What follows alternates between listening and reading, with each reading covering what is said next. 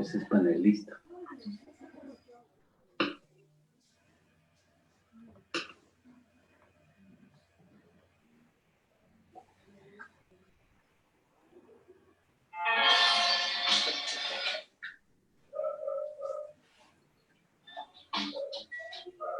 Muy bien, Jacobo, hoy sí te vemos.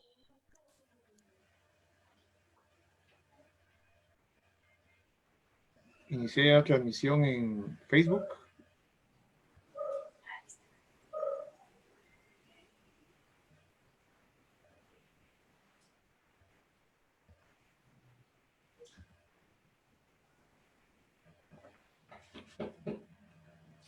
Listo, Manuel. Podemos empezar.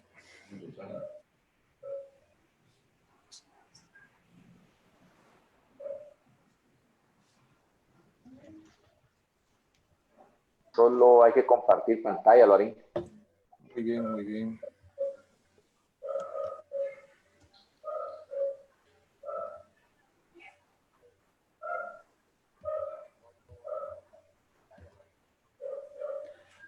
Listo.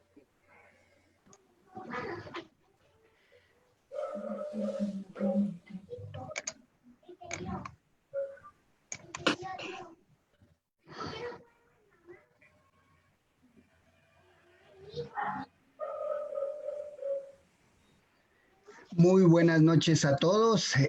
Sean bienvenidos a esta sexta entrega del primer ciclo de webinars de la comunidad educativa GT. En esta oportunidad, nuevamente, ¿verdad? Para explicarles sobre la dinámica del escape room y que puedan superar los diferentes desafíos que se presentan para tener acceso a su constancia. Como sucedió en la conferencia de la semana pasada, el enlace al escape room será compartido en la sección de comentarios, tanto para las personas que están en la sala de Zoom, como para las personas que nos siguen a través de Facebook Live. Este enlace se compartirá quedando 10 minutos para finalizar la charla del día de hoy, la presentación que se estará realizando. Y para explicar, cuando ustedes ya reciban este enlace, pues lo que deben de hacer es ingresar a él para que se abra en un navegador.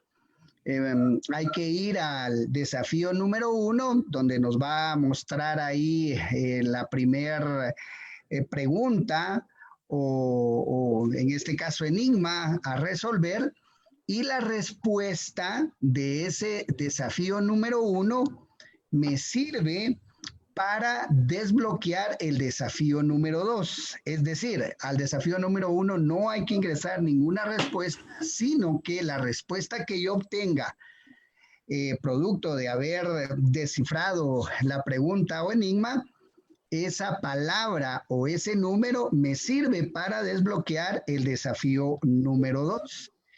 Y pues luego me quedo resolviendo la secuencia de desafíos hasta llegar al desafío final. Una vez llego al desafío final, pues me va a lanzar un formulario que es el que necesitamos que ustedes completen para tener registrados sus datos y también tener el feedback relacionado a la conferencia del día de hoy. Así que nuevamente bienvenidos y disfruten de esta sexta entrega. Muchas gracias. Muchas gracias, Manuel. Agradecemos las indicaciones. Muy buenas noches a todos los participantes de esta nueva entrega del ciclo de formación que la comunidad educativa GT hace junto a la Comisión Intersectorial de la Comisión de Educación de Ciencia y Tecnología de Guatemala. Hemos estado tratando la manera de llevar a ustedes insumos que les permitan hacer frente a esta emergencia, le han llamado algunos, a esta realidad, le llaman otros, a este nuevo estilo de vida y de formación que le llaman algunos pedagogos ya. para que puedan seguir haciendo la tarea más linda que puede hacer cualquier ser humano, que es educar. Hemos pasado por varios temas, hemos tocado el tema de la inteligencia emocional, de la comunicación asertiva, el tema de las diferentes plataformas y otras tantas ideas que nos han ayudado mucho gracias a expertos nacionales e internacionales. Y en esta ocasión, pues no es la excepción. Este tema tan apasionante como lo es el de las guías de autoaprendizaje para la educación a distancia en el canal específico de la educación virtual, es impartido por una colega educadora de altos quilates de la hermana República de Costa Rica, cuya experiencia el moderador, el magíster Francisco Casiá, leerá después para que ustedes tengan una idea de quién está colaborando con nosotros. Doctora, muchísimas gracias. Un abrazo muy fuerte desde Guatemala para usted, para todos los hermanos costarricenses. Gracias por compartir con nosotros. En esta ocasión queremos también hacerles una súplica. Las noticias nos dicen que estamos frente a una emergencia que nos ha puesto en apuros a todos, y creo que el gremio educativo tiene la responsabilidad de colaborar con la herramienta más valiosa que puede hacer: quedarse en casa. Es importante que la comunidad educativa haga caso de las recomendaciones, que la comunidad educativa contribuya a que podamos salir de esta crisis lo más rápido posible, pero para eso es importante quedarnos en casa. Amigos docentes, padres de familia, estudiantes, por favor, colaboremos con eso. Voy a hacer una comparación numérica muy rápida. El sistema educativo entre universidades, colegios e institutos tiene alrededor de 4,5 millones de estudiantes. Si pensamos que cada uno de esos estudiantes viene de una familia muy simple, de 3 integrantes, 2 padres y el estudiante, estamos ya hablando de casi 13,5 millones de personas que podríamos estar en la línea de contacto. Es importante entonces que nos quedemos en casa. Es un pedido que, como miembros de la comunidad educativa, como miembros de la Comisión Intersectorial de Educación, queremos hacerles a ustedes para que nos podamos resguardar, nos podamos cuidar y una vez sanos podamos regresar a hacer lo que tanto nos gusta, que es el contacto con nuestros alumnos. Por lo pronto, tenemos una gran oportunidad a través de las vías virtuales. Este es un ejemplo de ello. Ojalá aprendamos muchísimo. Gracias, doctora. De nuevo, un agradecimiento muy grande y dejo en la palabra al magíster Francisco Casiá. Muchas gracias. Feliz noche. Buenas noches a todos. Queremos darle bienvenida a cada uno de ustedes y, si me lo permiten, dar la bienvenida en particular a la doctora Virginia Ramírez Cascante, que es de la Universidad a Distancia de Costa Rica. Ella es doctora en educación, licenciada en la enseñanza de la matemática y tiene un recorrido ya en educación, investigación, extensión, autoevaluación y acreditación. Por lo tanto, creemos que su aporte en educación virtual o a distancia va a ser de mucho beneficio para nosotros. Ella pues ha trabajado en varios temas y varias oportunidades, pero solo quiero hacer énfasis en que ha tenido experiencia internacional en Colombia, España y México dando conferencias. También trabajó como asesora de su propio ministerio en Costa Rica y nos contaba que también ha aportado para Guatemala con la Universidad de San Carlos de Guatemala. Así que, doctora Ramírez, queremos disfrutar su experiencia, queremos que se sienta cómoda y el tiempo es suyo para que pueda desarrollarnos el tema al que amablemente usted aceptó nuestra invitación. Por favor. Muchas gracias. Voy a compartir pantalla con ustedes.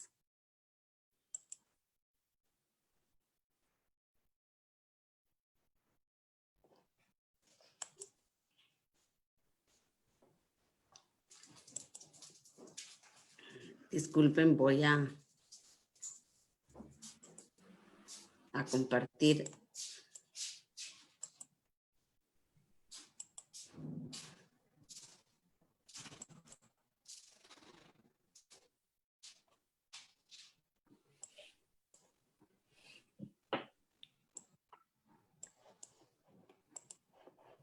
¿La están viendo ahí? ¿Correcto? Perfecto. Un momentito, por favor.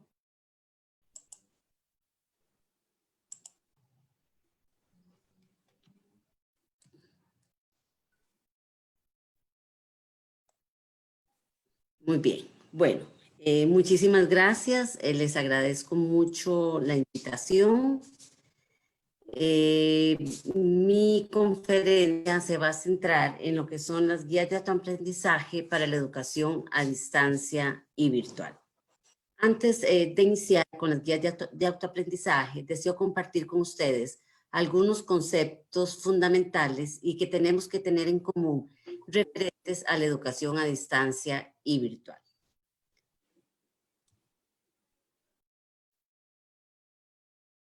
Inicio con la definición de lo que vamos a entender por educación a distancia.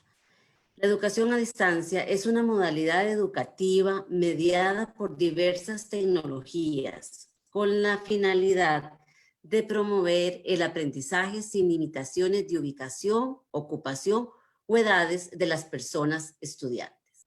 Sus principales características son la separación física de personas facilitadoras, a lo que todos conocemos tradicionalmente por docentes, y estudiantes, uso de la tecnología de información y comunicación para el aprendizaje, y la interacción entre docentes y estudiantes entre sí, y facilitar estrategias de educación permanente y de igualdad de oportunidades de estudio para toda la población. Quizás una de las mayores características y potencialidades de la educación a distancia precisamente es la igualdad de oportunidades, la posibilidad de democratizar la educación. Entre sus componentes básicos se puede mencionar la separación geográfica, el uso de la telecomunicación interactiva, sincrónica o asincrónica, y la conexión entre estudiantes, recursos y personas facilitadoras. Destaco un componente esencial aquí, que son los recursos. Más adelante hablaremos de ellos. En esta modalidad educativa es fundamental el papel de la persona facilitadora. Es aquella, la persona facilitadora del aprendizaje, es aquella persona que utiliza recursos innovadores que permiten al alumnado lograr el desarrollo de las habilidades que necesita para un determinado propósito. Aquí yo no uso docente, sino persona facilitadora, pues el papel en la educación a distancia y la educación virtual, el papel del docente cambia, porque toda la educación está centrada en el estudiante y el docente es la persona que facilita el proceso. Es muy importante señalar lo que nos permite la educación a distancia, pues hace realidad la igualdad de oportunidades y el acceso al estudio, por lo que se transforma en una respuesta a las demandas de educación de la población en cualquier contexto, en particular el contexto actual. Paso ahora a que definamos la educación virtual. Es una forma de educación a distancia debido al uso de las tecnologías de información y comunicación y principalmente del Internet para expandir la era del conocimiento e implementar nuevos modelos educativos acordes con las necesidades actuales. Al respecto, García en el 2007 señala que las posibilidades educativas del ciberespacio son las que determinan el paso de una educación a distancia a una educación virtual. Entonces, ¿qué nos lleva a lo virtual? Podemos decir que son tres factores interrelacionados. Primero, la afirmación de la educación como un proceso a lo largo de la vida. Dos, la certeza de que todo espacio de interacción humano es un escenario educativo. Y tres, el fortalecimiento de las tecnologías digitales como canal de comunicación y de recursos educativos.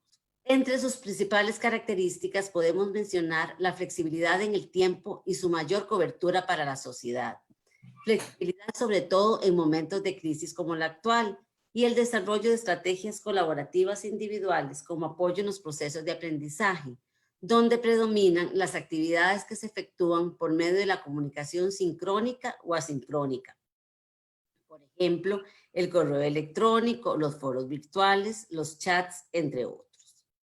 Hay condiciones que son necesarias para que se dé la educación virtual, entre ellas que se produzca en red, lo que permite una actualización inmediata, almacenamiento y recuperación, distribución y capacidad de compartir los contenidos y la información que llegue al estudiantado a través de un ordenador utilizando estándares tecnológicos de la Internet y que esté centrado en la visión más amplia de soluciones para el aprendizaje que van más allá de los paradigmas tradicionales de la formación. Ahora, ¿qué nos permite hacer la educación virtual? Nos permite generar ambientes dinámicos e interactivos con un andamiaje que incentive la construcción de un conocimiento autónomo e independiente. Para ello se requiere considerar la economía digital y los procesos que implica el desarrollo de un aprendizaje en la virtualidad.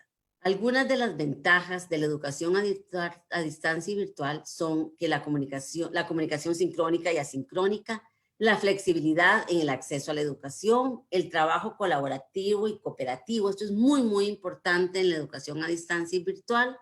La competencia metacognitiva, la diversidad metodológica, las plataformas educativas amigables y versátiles, la versatilidad en el uso de las herramientas, los recursos y los materiales, los modelos pedagógicos centrados en el estudiante y actividades de aprendizaje, los procesos de autoevaluación y coevaluación y el aprendizaje interactivo y autodirigido. Señalo que en un modelo pedagógico en educación a distancia o virtual, debe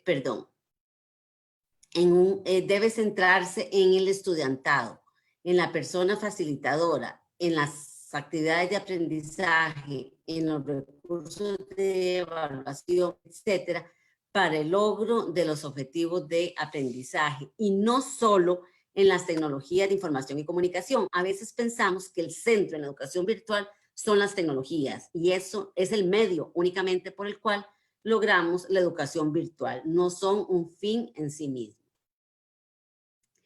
¿Qué debemos analizar antes de diseñar un curso en línea? Ahora, con la pandemia, todos nos piden que nuestros cursos, a lo que estábamos acostumbrados, pues los coloquemos en una plataforma y los convertamos en un curso virtual. Pero antes de hacer eso, tenemos que tomar el tiempo para analizar el contexto, el tema que vamos a facilitar de forma virtual, los objetivos de aprendizaje que esperamos que logren los estudiantes, la población meta a quien va dirigido, porque cada curso que preparemos es diferente de acuerdo con la población, no puede ser lo mismo.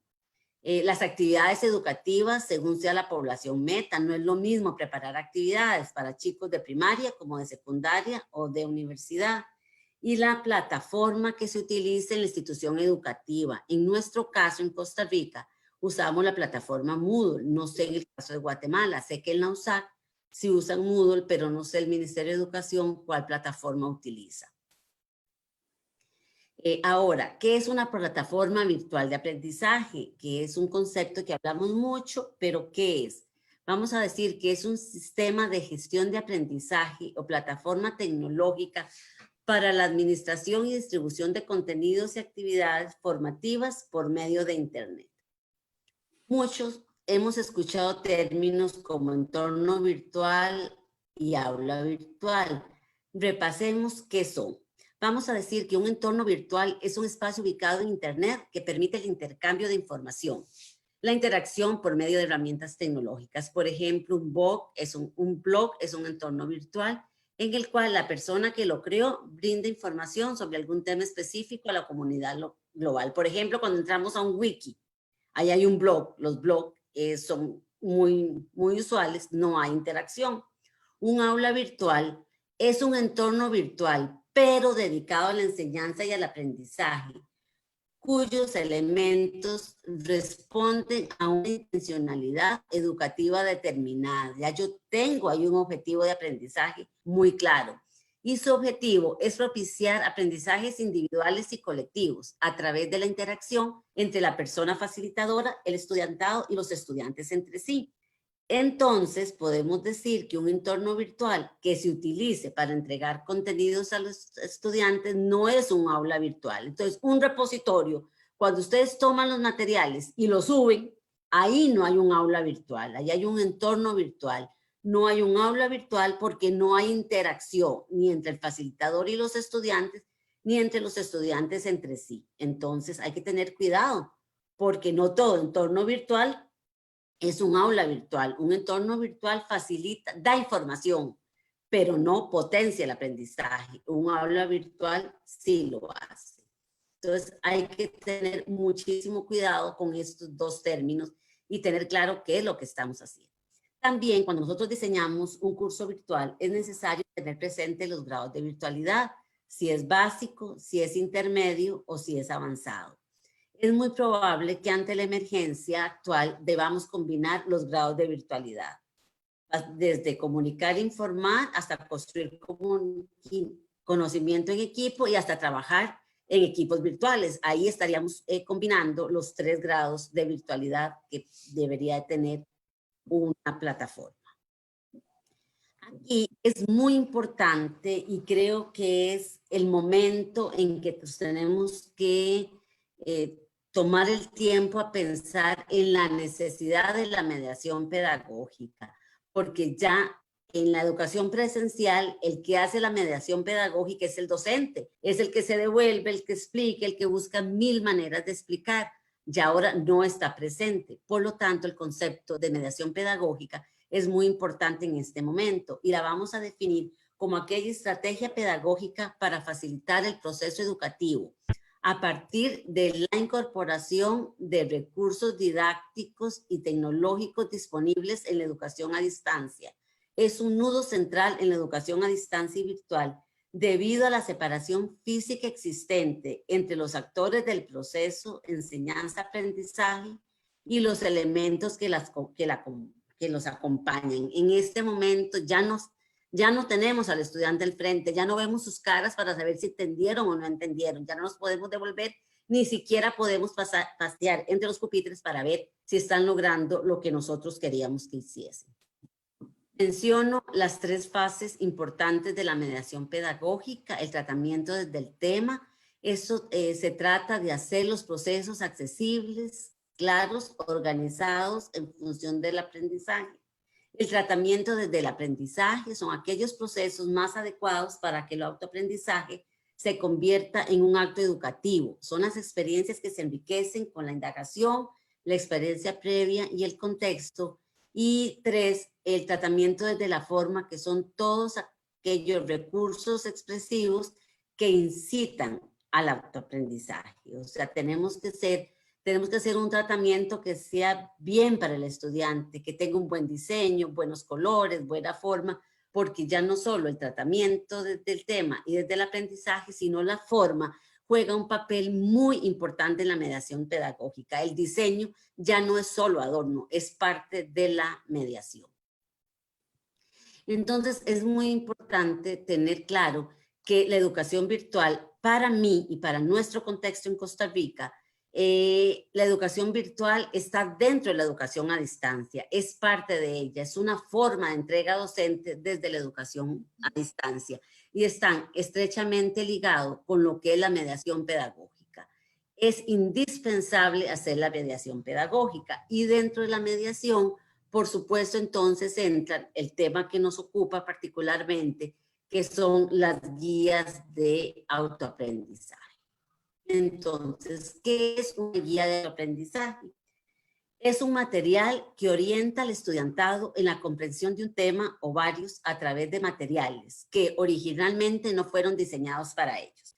De pronto entramos a la pandemia y los estudiantes tienen un montón de libros de texto en cada asignatura que no estaban hechos para la virtualidad ni para la educación a distancia. Estaban hechos para que el profesor estuviese en clase y les fuese explicando. Ahora tenemos que ver qué le hacemos a estos materiales para que se conviertan en materiales para la educación a distancia y virtual en los cuales el autoaprendizaje es muy importante. También debemos considerar que una guía de este tipo crea puentes entre los materiales y el estudiantado, media los contenidos a través de explicaciones complementarias como apoyo gráfico, actividades en plataformas tecnológicas, enlaces, trabajo colaborativo, etc. Hay un recurso importante que nos puede ayudar para preparar lo que llamaremos guía de autoaprendizaje, que es la matriz de guía de autoaprendizaje, así la llamo yo. Entonces yo digo que es una plantilla que se usa para organizar y planificar la elaboración de la guía de autoaprendizaje. Y yo les puse esta a modo de ejemplo. Ustedes le pueden poner más columnas o más filas, pero si nosotros como docentes la preparamos antes de subir un curso, pues es más fácil preparar la guía. Entonces tiene el nombre de la institución, el nombre del curso, de la asignatura, el docente a cargo, la persona facilitadora, la fecha que se hizo y la población meta a la que va dirigido. Está separada por semanas para guiar el aprendizaje. Uno le dice en la semana 1 hace tal cosa, en la semana 2, ahí se ponen las fechas, los objetivos de aprendizaje para cada una de las semanas, o sea, lo que queremos lograr en cada una de las semanas, los contenidos que vamos a desarrollar esa semana, las experiencias de aprendizaje o las actividades que vamos a desarrollar, los recursos didácticos. Aquí en los recursos didácticos me detengo un momento, porque aquí es necesario que ustedes le digan al estudiante, en el libro de texto, en la página 25, ustedes van a hacer tal actividad.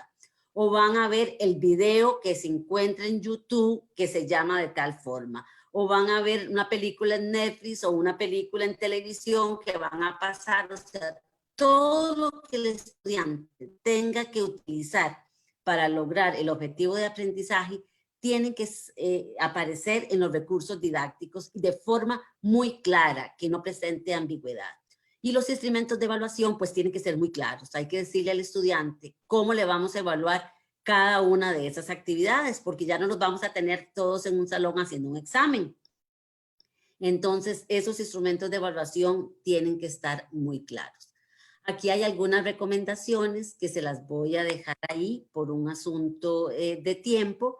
Ustedes, la presentación les queda y ahí les explico a grosso modo cómo se van llenando cada columna. Es muy importante que recordemos las herramientas que tenemos en la plataforma, las que podemos utilizar. Por ejemplo, en la plataforma nosotros tenemos, en la Moodle, no sé en la de ustedes, tenemos blog, tenemos chat, tenemos diario, tenemos foro, tenemos glosario, tenemos un portafolio, una prueba o cuestionario, tenemos tareas, tenemos wiki, tenemos videoconferencia, que es lo que estamos haciendo ahora. Entonces pueden hacer uso de todas las herramientas sin límite. Solo tenemos que adecuar las actividades a la edad y a la población meta que nos interesa y al área disciplinar en la que estamos, cada uno los desarrollamos y a la cual la asignatura va dirigida. Bueno, vamos a entrar a la elaboración de la guía de autoaprendizaje. Con todos los conceptos necesarios y con la matriz de guía de autoaprendizaje, vamos a proceder con la preparación completa de la guía de autoaprendizaje. Aquí puntualizo que con los conceptos anteriores claros, preparar las guías para el autoaprendizaje del estudiantado es bastante más sencillo. ¿Para qué elaborarla? ¿Para qué elaboramos una guía de autoaprendizaje? Para ayudar al estudiantado a lograr los objetivos de aprendizaje de un curso, una materia o una asignatura. ¿Qué debemos considerar para su confección? Los objetivos de aprendizaje, los contenidos, las experiencias de aprendizaje, los recursos y la evaluación. Vean que es lo mismo que yo les puse en la matriz. La evaluación en este caso debe tratarse con mucho cuidado y sobre todo cuando elaboramos una guía debemos tener presente en suplir todo aquello que el estudiantado requiere para lograr un aprendizaje significativo en un área determinada desde donde esté él. Ya no nos interesa si está en el aula, si está en la casa o si está en el patio de la casa o si anda paseando con la familia. Lo importante es que él pueda lograrlo, no importa dónde esté. ¿Cómo elaborar una guía de autoaprendizaje, tenemos que considerar 4 aspectos fundamentales. De forma atractiva y motivadora, de manera que el estudiantado disfrute y asimile el contenido, que desarrolle las competencias o destrezas esperadas de acuerdo con los objetivos de aprendizaje, adecuada a la realidad del país y a la cotidianidad de quien la usará a través de ejemplos y situaciones atinentes con la temática en estudio. No podemos poner ejemplos que no sean de su contexto. Realizar un análisis de los temas para que sea un instrumento útil y cumpla los objetivos de aprendizaje. Por eso es muy importante, antes de elaborarla, pensar en la matriz. Y sobre todo no podemos olvidar que tiene que ser adecuada al estudiantado. Antes de iniciar los temas, al inicio de cada guía de aprendizaje, esta debe contener una portada, una página de créditos, la presentación, los objetivos de aprendizaje, el índice o tabla de contenidos. Observen que este es un ejemplo. Ustedes pueden variar todo lo que ustedes quieran. Por ejemplo, en la portada es importante que aparezca el nombre de la institución, el nombre del curso, la materia o la asignatura, el nombre del autor o de la autora, la población meta y la fecha de elaboración. En la página de créditos, pues agradecer la participación de todas aquellas personas que les ayudaron. En la presentación, la información general del material del cual se elabora la guía. Es una descripción general de cada uno, ya sea de manera individual o por temática, los propósitos y finalidades, la relevancia del tema, el propósito general de la guía y la forma como elaborarla. Y en los objetivos de aprendizaje, pues acciones o logros que se espera que el estudiante alcance y por supuesto el índice o tabla de contenidos. En cada tema pueden incluirse todos los apartados, tema y título, el sumario. ¿Cuál es la diferencia entre el índice y el sumario? El índice o tabla de contenidos es para toda la guía y el sumario son únicamente aquellos contenidos que se van a desarrollar en ese tema, en ese apartado, los objetivos específicos de ese tema en particular, una introducción para ese tema, cuál es la guía de lecturas, o sea, cuáles son las lecturas que se le van a asignar, y el resumen es muy, muy importante aquí, porque yo les recomiendo que lo hagan en un tipo de tabla, y en la cual se especifica, bueno, en la guía de lecturas, perdón, me brinqué eso que es muy importante, y yo les sugiero que hagan como una matriz, como una tabla, un cuadro resumen, donde les pongan todas las lecturas y cuáles son las páginas que se tienen que leer, porque no les vamos a decir, léanse el capítulo 5 completo en una semana. Tenemos que orientarlos un poco más y, por supuesto, el resumen. Al final, es importante que aparezca el glosario, son todos aquellos términos y conceptos necesarios que el estudiante puede echar mano de ellos cuando los necesite. La bibliografía recomendada es aquella bibliografía en las cuales el estudiante puede ir un poquito más allá, ¿verdad? Hay estudiantes que se limitan con el poquitito que nosotros le damos y hay otros estudiantes que siempre quieren conocer un poquito más. Entonces, esa bibliografía recomendada, pues no es necesariamente el libro de texto, sino un poquito más allá. Y todas las fuentes de consulta, aquí me refiero a videos, películas, otro tipo de libros, cualquier otra cosa, pues tiene que aparecer ahí. Con esto yo termino lo que son las guías de autoaprendizaje y la conferencia. Sin embargo, les quiero dejar aquí el sitio de recursos didácticos de la UNED, donde podrán encontrar material de interés ante la situación actual y lo que es la educación a distancia y virtual. Es totalmente libre, se puede compartir, ustedes pueden ingresar a él y buscar lo que requieran. Y también les dejo este otro enlace que es la docencia no presencial de emergencia, que es de la Universidad Abierta de Cataluña, y ellos amablemente me brindaron el sitio para que lo pudiese compartir con ustedes. Ahí van a encontrar gran cantidad de material de su interés. Gracias por su atención, quedo atenta a sus preguntas.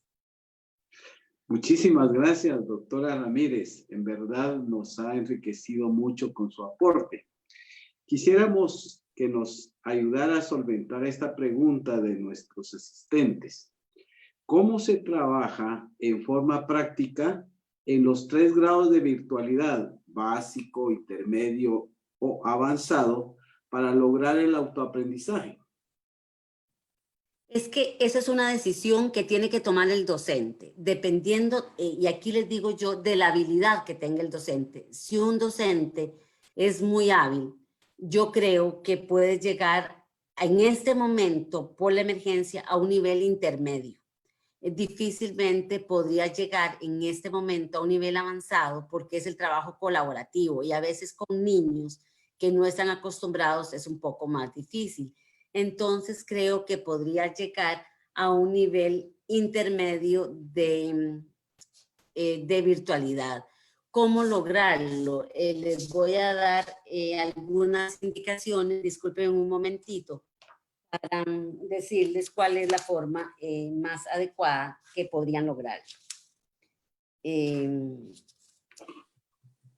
el intermedio, una forma es construir, permite construir conocimiento en equipo, interacción entre estudiantes y personas facilitadoras, y es muy fácil aquí el uso de los foros, los blogs o las bitácoras y las salas de conversación.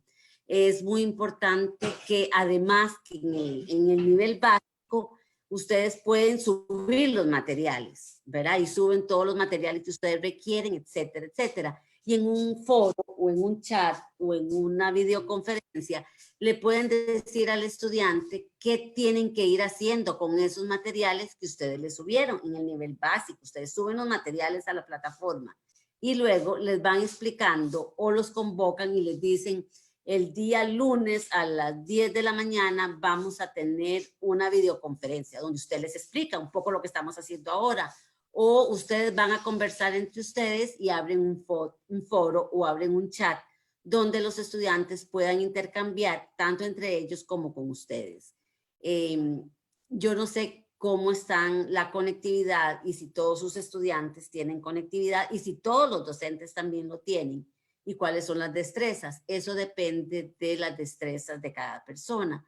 Con muchísimo gusto yo ahí les dejé mi correo personal, no el institucional, sino el personal, y con gusto, si tienen cualquier duda puntual, podría hacerlos por ahí, y si no la sé yo la respuesta a sus dudas, pues con muchísimo gusto podría canalizarlo a alguna persona que tenga un conocimiento un poco mayor sobre el tema que yo y poderlo hacer.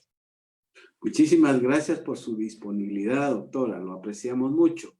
La siguiente pregunta es: ¿qué recomendaciones tiene usted para el manejo de la guía de autoaprendizaje, tomando en cuenta que esta no era una práctica en los medios educativos antes de la pandemia? Bueno, ¿qué les digo? Aquí no hay recetas, solo hay compromiso.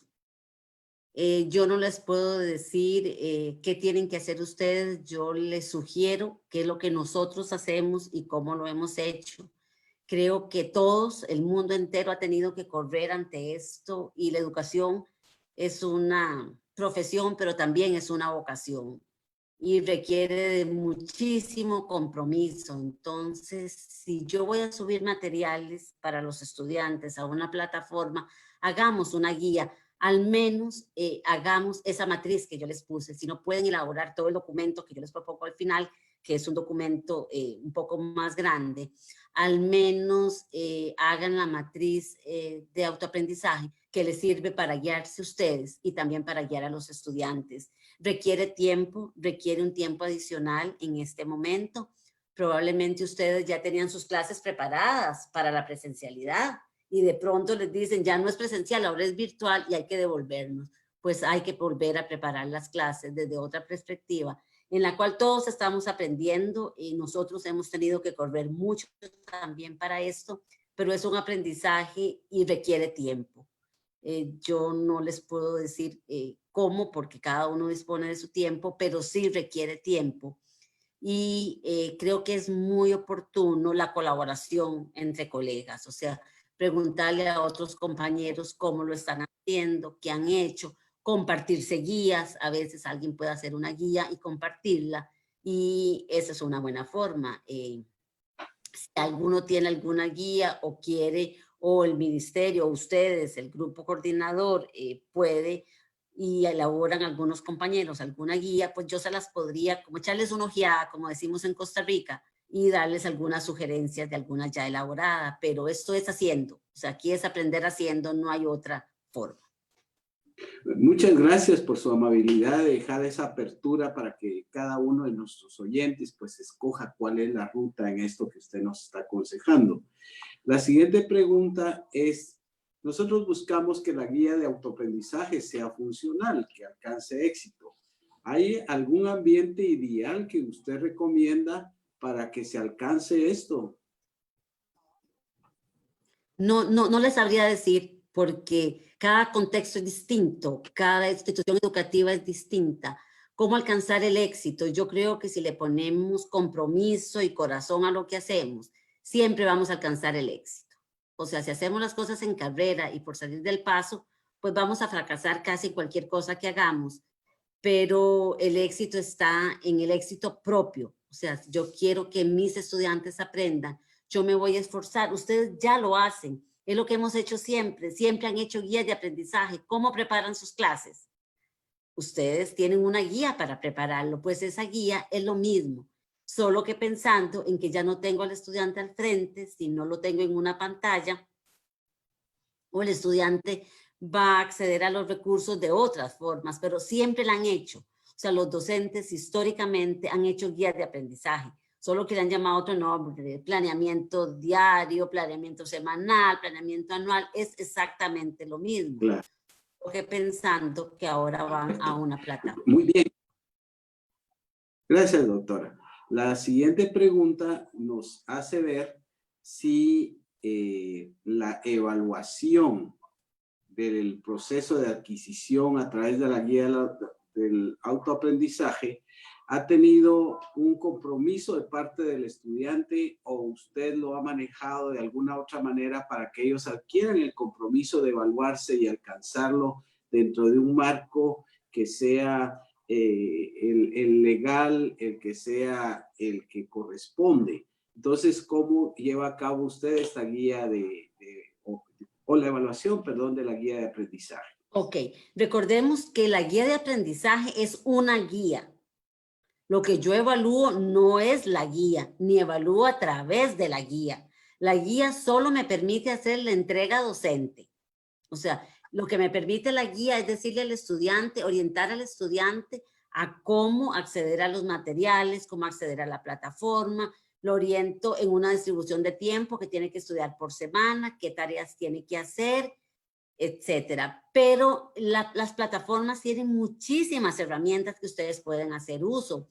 Si ustedes quieren comprobar el aprendizaje del estudiante, pues pueden hacer un foro, un chat, pueden decirle que subo una tarea. ¿Se la hizo el papá? Pues el papá hace muchas tareas a veces y la mamá también, y todos lo sabemos. Entonces, eso lo tenemos que evitar y tenemos que empezar a ver la evaluación como la amenaza, como el castigo. Ahora sí, están hablando mucho, saquen una hoja y les voy a hacer un examen. Les voy a hacer un examen corto o un quiz. Eso ya no funciona, porque lo único que hemos ocasionado en el estudiante es que le tengan miedo y de eso no se trata. Entonces, empecemos a pensar en una evaluación formativa y a usar todo nuestro ingenio en cómo hacerlo. Probablemente ya no podemos mandar el mismo examen para todos porque se lo podrían pasar por internet. Entonces tenemos que ver otras formas de evaluar, pero hay muchísimas, los foros, los chats, el portafolio es muy bueno, hacer trabajo en grupo, hay una herramienta que nos permite hacer trabajo en grupo y verán ustedes qué montón de cosas creativas le surgen a los estudiantes, mucho más que a nosotros. Muy bien, muchas gracias. Tengo una última pregunta para usted, doctora Ramírez. ¿Cómo debe cambiar la formación inicial docente y la del docente en función para que tengamos éxito en este tema que usted nos comparte? ¿Qué cambios deberían hacerse? Si las escuelas formadoras de docentes pudieran prevenir todo lo que va a pasar, sería muy fácil. Pero es difícil prever lo que viene y es difícil prever qué va a pasar y cómo enfrentar la labor docente.